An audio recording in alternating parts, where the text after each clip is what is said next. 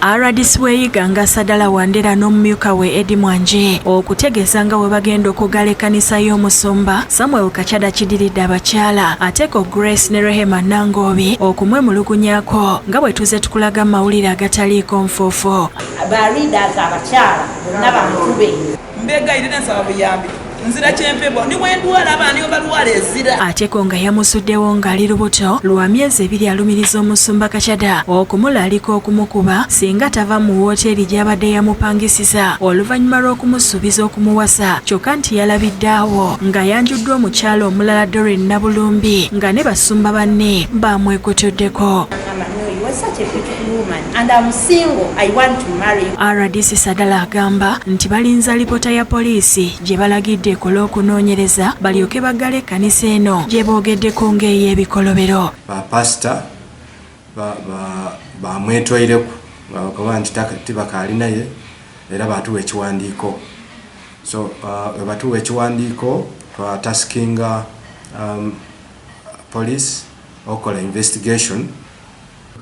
Action webanga ebintu ebituufu church twidagigalawo era yena taida kubanga ikirizibwa mu mateeka okuba ni church especially mu Iganga. Asabye abakyala b'emulugunya ku Musumba Kakyada okubatuukirira bongera okumuwaako obujulizi. Bayide batuwa obujulizi twena tusobola okutekinga action kuba tusobola kutekinga action nga wazira budulizi bumala. Omumyuka we Mwanje alabudde abeeyita abasumba ne bakola ebikolwa ebitajjansa. Kyonoona ne kanisa ezo okuziwa ekitiibwa n'okukwegamba n'abantu okuziteeka mu confidence.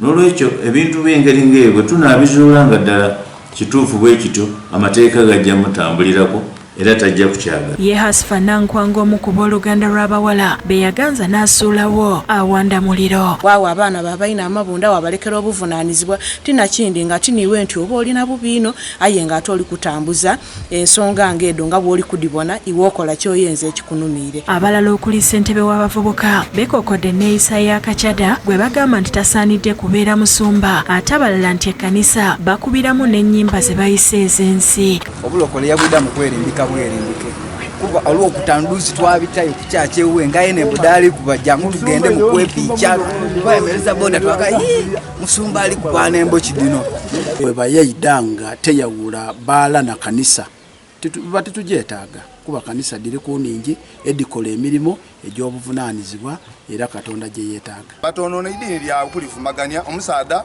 bamwambule bwambule mu idini avemu akola business edindi. Kakyada bw'atuukiriddwa ku simu agambye nti tatidde kumunoonyerezaako kubanga okuwasa omukazi gw'ayagala si musango.